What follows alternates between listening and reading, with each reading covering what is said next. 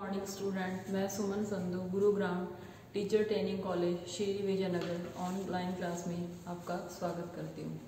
तो आपकी जो बुक है नॉलेज एंड करिकुलम, तो उसमें आपका चल रहा है कि पाठ्यचर्या। तो मैंने आपको कल बताया था पाठ्यचर्या और पाठ्यक्रम में अंतर और साथ में उसकी परिभाषा। तो पाठ्यचर्या क्या होता है? पाठ्यक्रम में जो हमारा सिलेबस निर्धारित होता है उसी के अंदर हमारी क्या होती है, पाठ्यचर्या होती है। पाठ्यचर्या में क्या होता है कि जो हमारे सहगामी इसकी पाठ्यक्रम की सहगामी क्रियाएं होती है, जैसे कि अपने सिलेबस के साथ साथ उसमें कुछ ऐसी सहगामी क्रियाएं जोड़ी जाती हैं जिससे कि बच्चे का संपूर्ण और सर्वांगीण शारीरिक विकास हो सके। तो आज मैं जो आपको करवा रही हूँ वो आपकी है पाठ्यचर्या की विशेषताएं। आज का जो आपका टॉपिक है वो है पाठ्यचर्या की विशेषताएं। तो इसमें मैंने आज आपको पाठ्यचर्या की विशेषताएं बता रही हूँ। तो इसमें जो आपकी पहली विशेषता है, 1 नंबर है, वो क्या है? व्यापकता। पाठ्यचर्या की व्यापकता। तो व्यापकता, इसमें जो आपका जो है पहली विशेषता है व्यापकता। तो व्यापकता में क्या होता है? पाठ्यचर्या की जो व्यापकता है उसमें क्या होता है कि पाठ्यचर्या में व्यापकता का दृष्टिकोण होता है, क्या होता है? समाहित होता है। पाठ्यचर्या में जो हमारी व्यापकता है उसका दृष्टिकोण क्या होता है? समाहित होता है।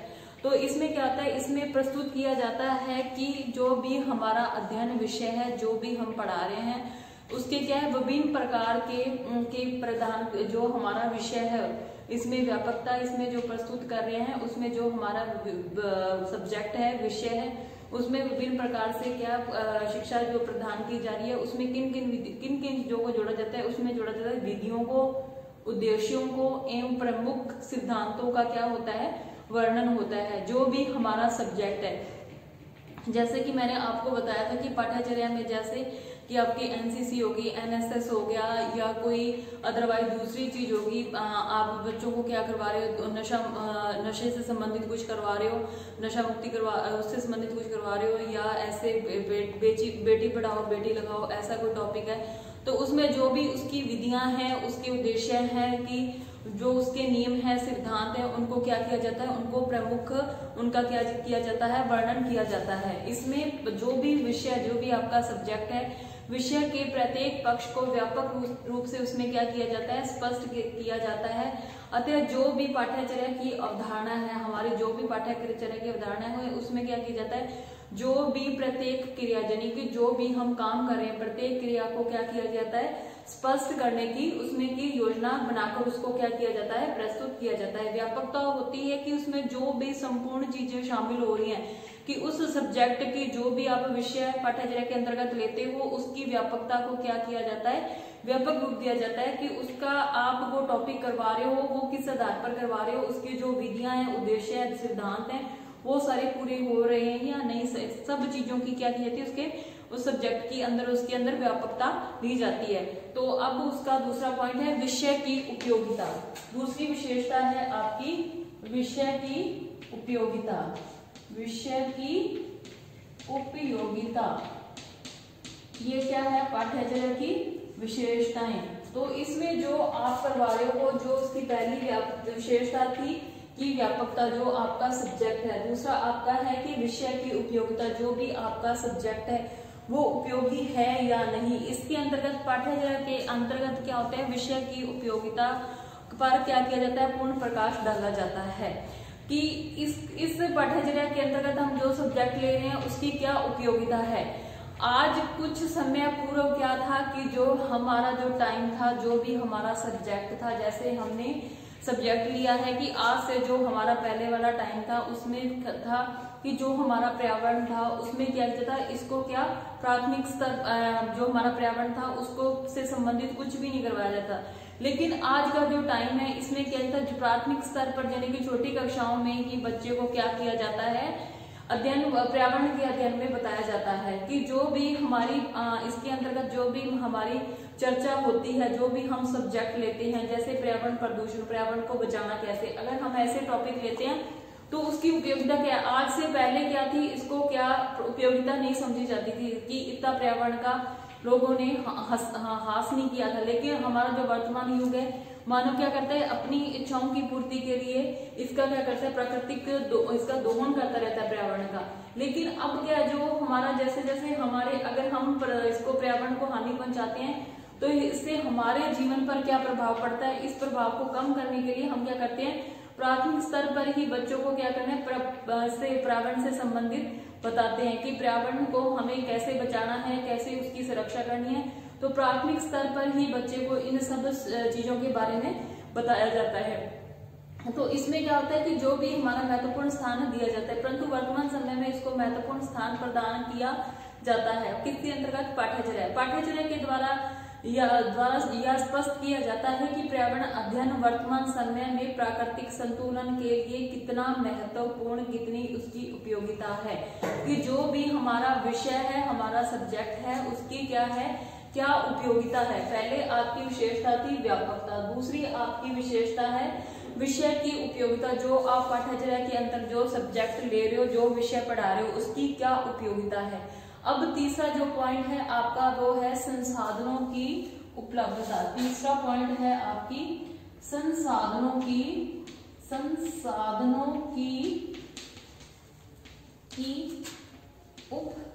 उपलब्धता। संसाधनों की क्या होगी, आपकी उपलब्धता, कि जो आप पाठ्य सहगामी क्रियाओं के अंतर्गत जो भी आप सब्जेक्ट, पहला तो था आपकी व्यापकता, दूसरी थी आपके विषय की क्या उपयोगिता है, अब तीसरा है कि संसाधनों की उपलब्धता, यानी कि जो आप कॉलेज स्कूल में आप जो सब्जेक्ट या विषय लगाना चाहते हो, जैसे कि आप शारीरिक स्वास्थ्य से संबंधित हो गया, या मैंने आपको बताया था पर्यावरण से संबंधित हो गया, या नशा मुक्ति केंद्र से हो गया, या ये हो गया बेटी बचाओ बेटी पढ़ाओ वाला विषय हो गया। तो इसमें जो भी आप बच्चे को करवा रहे हैं, उसके लिए जो पाठ्य सहगामी क्रियाएं आपको चाहिए, जो चीजें चाहिए, वो आपके विद्यालय में उपलब्ध हैं या नहीं, इस बात का को भी हमें क्या करना है, ध्यान रखना है। जैसे कि आप एनसीसी या एनएसएस करवा रहे हो, तो उसमें आपकी जो भी उपयुक्त सामग्री उसमें चाहिए वो आपके स्कूल कॉलेज में उपस्थित है या नहीं।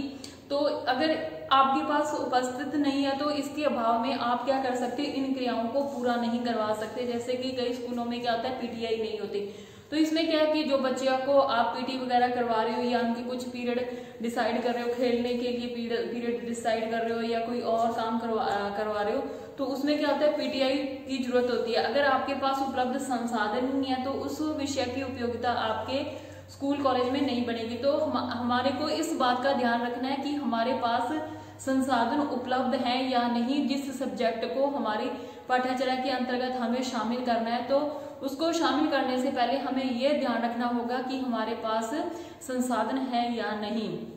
अब तीसरा पॉइंट है आपका, सॉरी 3 पॉइंट हो गए। पहला तो था आपका पाठ्यचर्या के अंतर्गत पहली विशेषता थी व्यापकता, दूसरी विशेषता है विषय की उपयोगिता, तीसरा है संसाधनों की उपलब्धता। अब आपका चौथा है आगे कि छात्रों का, जो आपके बच्चे हैं स्कूल में विद्यालय में, छात्रों का स्तर यानी कि उनका लेवल, किस चीज का लेवल, उनके दिमाग का लेवल, उनकी आयु का स्तर। तो हमें क्या करना है, पाठ्यचर्या के अंतर्गत छात्रों के स्तर पर भी क्या किया जाता है, विचार किया जाता है। पाठ्यचर्या में छात्रों के स्तरानुकूल विषयों एवं पाठ्य सामग्री का क्या किया जाता है, निश्चय किया जाता है। जैसे कि आप छोटी कक्षाओं में बच्चों के लिए ऐसे नहीं कर सकते कि आप उनको एनसीसी एनएसएस में, जैसे प्राथमिक क्लासों में जैसे 1 से 5वीं तक आपको एनसीसी या एनसीसी तो वैसे कॉलेज में होती है, लेकिन जो एनएसएस होता है वो स्कूलों में होता है। तो एनएसएस में आप बच्चों को 1 से 5th तक आप इसमें शामिल नहीं कर सकते, लेकिन इसमें आप केवल उन्हीं बच्चों को शामिल कर सकते हैं जो कि अब 6 से लेके आगे वाले बच्चे होते हैं, क्योंकि ऐसी क्रियाएं करवाई जाती हैं जो छोटे बच्चे इसमें शामिल नहीं हो सकते। तो इसमें क्या होता है कि बच्चे की स्तर, आयु, मेंटलिटी का भी ध्यान रखा जाता है।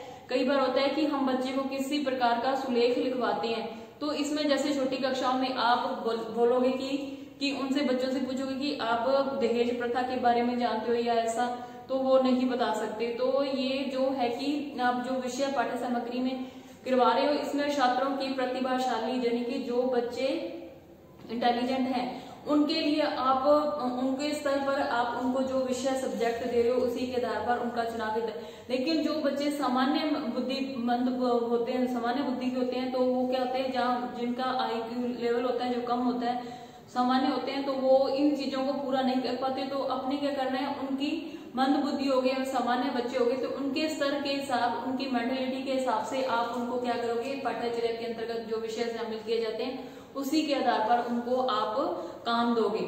तो ये तो आपका हो गया बच्चे का स्तर या छात्रों का स्तर। उसके बाद है छात्रों के उत्तरदायित्व की व्याख्या। जो आपका 5वां पॉइंट है वो है शिक्षक है। जैसे पहले तो हो गया आपका छात्र हो गए, फिर है शिक्षकों के दायित्वों, शिक्षकों के दायित्वों, शिक्षक यानी जो आपके टीचर हैं, दायित्वों, जो उनके दायित्वों की व्याख्या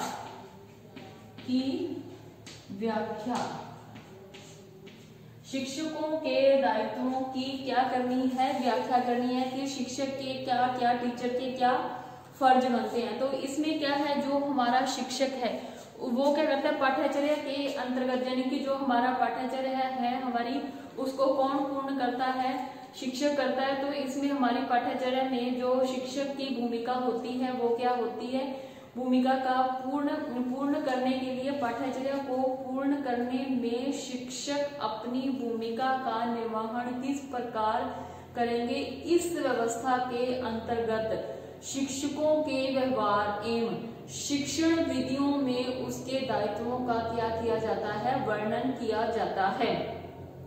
बाल केंद्रित शिक्षण विधियों के अंतर्गत क्या होता है कि जो बच्चे होते हैं, जो हमारा आज की वर्तमान की शिक्षा है वो किस पर आधारित है, बाल केंद्रित, यानी कि बच्चों को इसमें क्या मुख्य केंद्र माना जाता है, छात्रों को ही इसमें क्या किया जाता है, प्रथम स्तर होता है वो छात्रों को ही दिया जाता है। लेकिन जो हमारा प्राचीन काल का टाइम था उसमें शिक्षकों, जो टीचर होते थे, उनकी महत्वपूर्ण भूमिका होती थी। लेकिन जो वर्तमान युग है इसमें जो हमारी शिक्षा है वो किस पर आधारित है, बाल केंद्रित, यानी कि बच्चे को ही इसमें मुख्य माना जाता है। शिक्षण विधियों में शिक्षकों की भूमिका एक सहयोगी के रूप में होती है कि जो हमारा शिक्षक है, जो हमारा टीचर है, उसने जो पाठ्यचर्या निर्धारित किया उसके आधार पर वो जो बच्चा है उसका क्या होता है, सहयोगी होता है। सहयोगी तथा बालक की भूमिका के महत्वपूर्ण रूप में होती है। इसके साथ जैसे टीचर है तो इसके साथ अगर शिक्षक कोई बच्चा होगा तो ही उसकी भूमिका क्या होगी, महत्वपूर्ण होगी। और शिक्षक केंद्रित शिक्षण विधियों में शिक्षक की भूमिका क्या होती है, प्रमुख होती है कि जो शिक्षा दी जाती है शिक्षण विधियों में, जो हमारा शिक्षक है जो उसको पढ़ा रहा है उसमें क्या होती है, शिक्षण विधियों में शिक्षक की ही भूमिका क्या होती है, प्रमुख होती है। लेकिन जो हमारी शिक्षा है, शिक्षा में जो बच्चे को बाल केंद्रित यानी कि जो हमारी शिक्षा का मुख्य रूप है उसमें बाल केंद्रित शिक्षा को ही अधिक महत्व दिया जाता है। उसके बाद है आपकी सामाजिक, ये आपका 5वां पॉइंट था, शिक्षकों के दायित्वों की व्याख्या। अब जो 6ठा पॉइंट है वो है सामाजिक आकांक्षा का समावेश।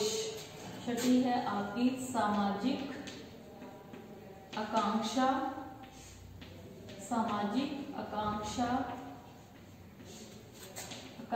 का समावेश, यानी कि जो हमारी सामाजिक आकांक्षा है उसका समावेश होता है। जैसे कि हमारे प्राचीन काल में जो बच्चों को शिक्षा दी जाती थी वो कैसी शिक्षा थी, बहुत ही आध्यात्मिक या आध्यात्मिक शिक्षा पर अधिक आदर्शवादिता और आध्यात्मिकता पर अधिक बल दिया जाता था। प्राचीन काल में जो बच्चों को शिक्षा दी जाती थी कि सामाजिक आकांक्षा का समावेश है कि समाज जो भी शिक्षा दी जाती थी वो बच्चा सामाजिक आकांक्षा के हिसाब से समाज में रह के वह अपने पूर्वज, अपने बड़ों से ही क्या करता था, प्राचीन काल में शिक्षा ग्रहण करता था। और उस प्रकार उस टाइम जो शिक्षा थी वो आदर्शवादिता और आध्यात्मिकता पर आधारित थी। लेकिन जो हमारी वर्तमान शिक्षा है वो किस पर आधारित है, प्रयोजनवाद पर आधारित है।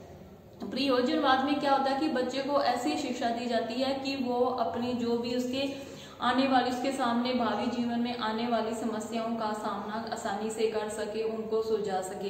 तो हमारी जो शिक्षा है आज के टाइम की, वर्तमान युग की, इसमें क्या है, बाल केंद्रित शिक्षा होती है। इसमें बच्चों को ही क्या मुख्य रूप में माना जाता है। तो इसमें जो हमारी सामाजिक समावेश होता है, लेकिन वर्तमान समय में समाज के जैसे जैसे हमारे वर्तमान टाइम में परिवर्तन आया, वैसे वैसे हमारी शिक्षा में भी के स्तर में भी परिवर्तन आया। जो हमारे विचारक हैं उनका मानना है कि हमें बच्चों को प्रयोजनवाद की शिक्षा देनी चाहिए। उसके बाद आपका है आगे राष्ट्रीय, आगे 7वां पॉइंट है आपका राष्ट्रीय आकांक्षा का समावेश। क्या है, राष्ट्रीय आकांक्षा का समावेश, राष्ट्रीय आकांक्षा का समावेश, यानी कि जो हमारी शिक्षा है उसमें अनेक देशों की पाठ्यचर्या क्या है, उनका सिलेबस यानी कि हमारे देश से अलग है। सबका अलग अलग अपनी पाठ्यचर्या यानी कि अपना सिलेबस अलग अलग है, का स्वरूप क्या है, अलग अलग है, यानी कि भिन्न भिन्न रूपों में पाया जाता है। इसका प्रमुख कारण है राष्ट्र की आकांक्षा। भारतीय विविधताओं के लिए पाठ्यक्रम का जो हमारा पाठ्यक्रम है उसका स्वरूप में किन किन चीजों को शामिल किया गया है, नैतिकता होगी, परंपराएं होगी एवं संस्कृति व्यवस्था से संबंधित होता है। जो हमारे देश का सिलेबस है, यानी कि हमारे राष्ट्र का सिलेबस है, उसमें नैतिकता को, परंपराओं को और संस्कृति व्यवस्था को क्या किया गया है, शामिल किया गया है।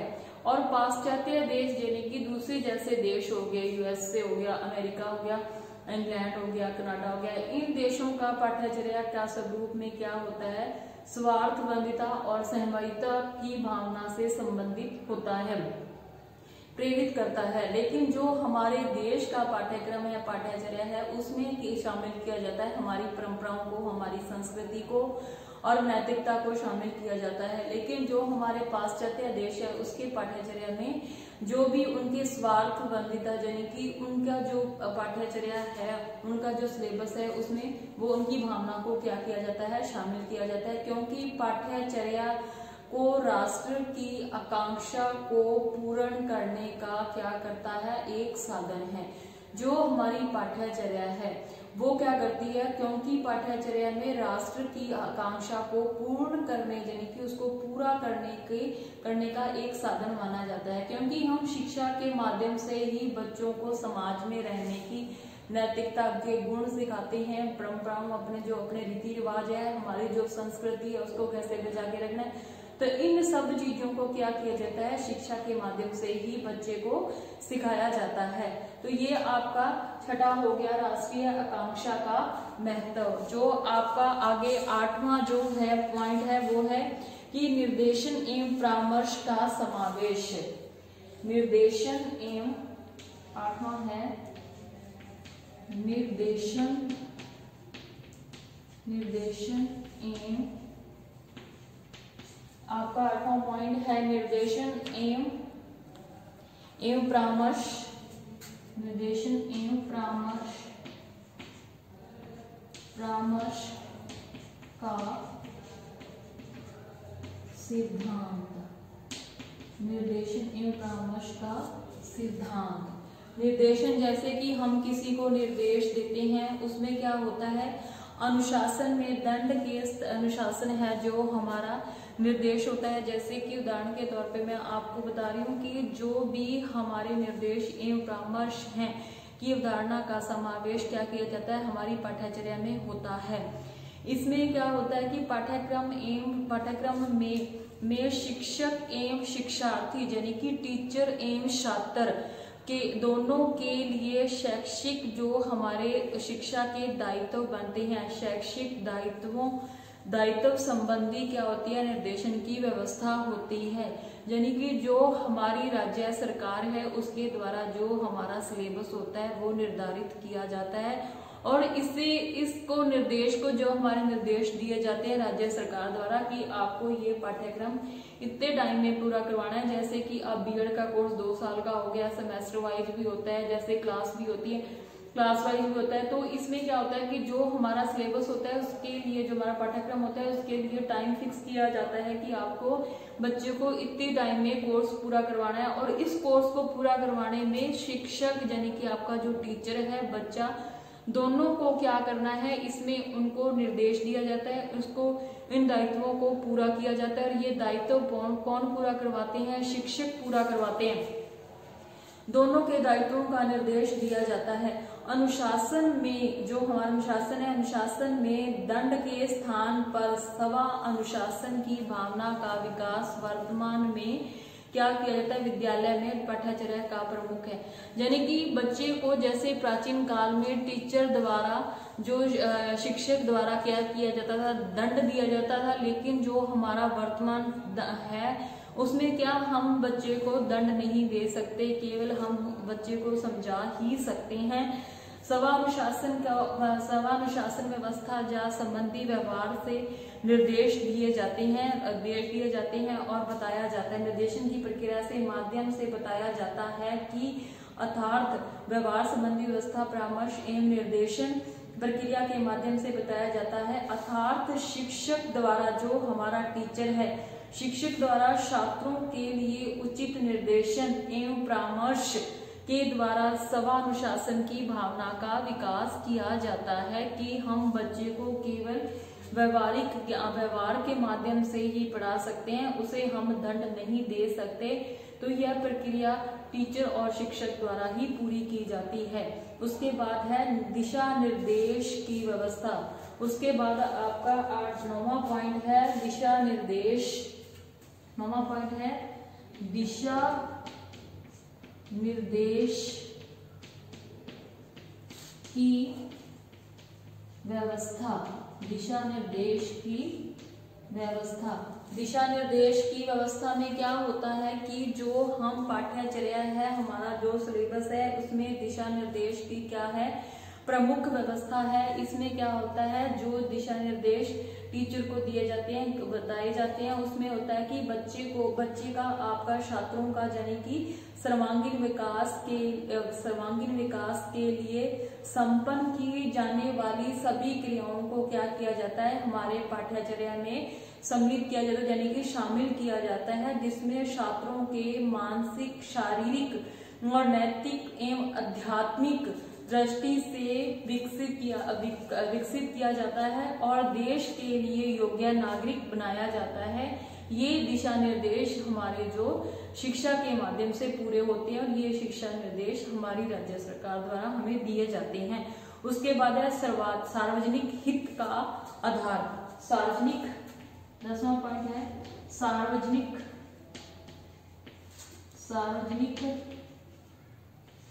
हित का आधार।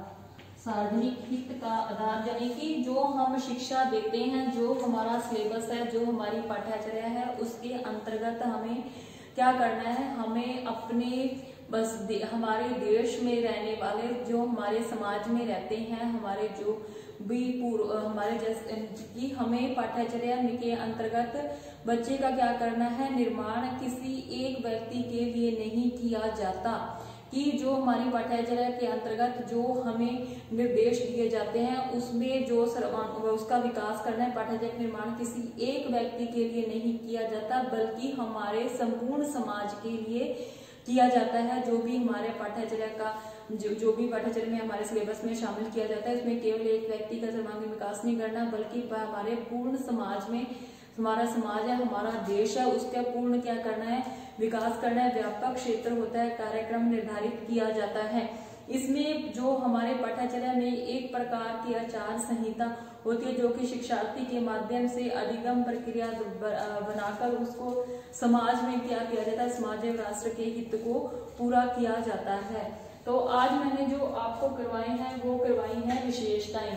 तो ये आपकी पाठ्यचर्या की मैंने आपको 10 विशेषताएं करवाई है। पहले की व्यापकता, यानी कि जो हमारे पाठ्यचर्या में जो भी हमारा सिलेबस है, जो भी हमारा विषय है, उसमें उसकी विधियों, सिद्धांतों आदि को शामिल किया जाता है।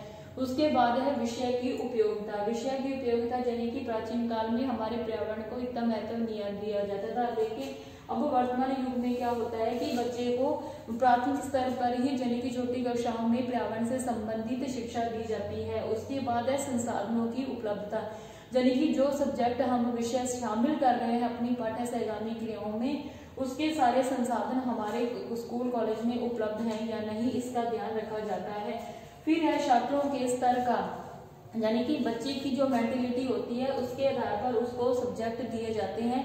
यानी कि जैसे कई छात्र होते हैं प्रतिभाशाली होते हैं और कई सामान्य होते हैं, कई मंदबुद्धि होते हैं। जो भी विषय चुने जाते हैं उनके स्तर के आधार पर चुने जाते हैं। उसके बाद है शिक्षकों के दायित्वों की व्याख्या, यानी कि शिक्षक के क्या दायित्व बनते हैं। हमारा जो पाठ्यचर्या निर्धारित की जाती है वो कितने टाइम में इसको पूरा करते हैं, तो ये दायित्व किसका बनता है, जो हमारा पाठ्यक्रम को पूरा करवाने का ये दायित्व बनता है शिक्षक का। तो उसके दायित्वों की क्या की जाती है, व्याख्या की जाती है। फिर है सामाजिक आकांक्षा का महत्व, यानी कि हमारे समाज में जो भी कार्यों का समावेश होता है वो सामाजिक आकांक्षा के महत्व होता है। उसके बाद है राष्ट्रीय, यानी कि जो भी हमारे समाज में शिक्षा दी जाती थी प्राचीन काल में आध्यात्मिकता और दार्शनिकता, लेकिन हमारे वर्तमान युग में प्रयोजनवाद से संबंधित शिक्षा दी जाती है। उसके बाद है राष्ट्रीय आकांक्षा का समावेश, यानी कि हमारा देश है उसमें जो बच्चों को शिक्षा दी जाती है वो होती है हमारे संस्कृति, हमारी परंपराओं से, हमारे राष्ट्र के जो चिन्ह वगैरह हो गए उनसे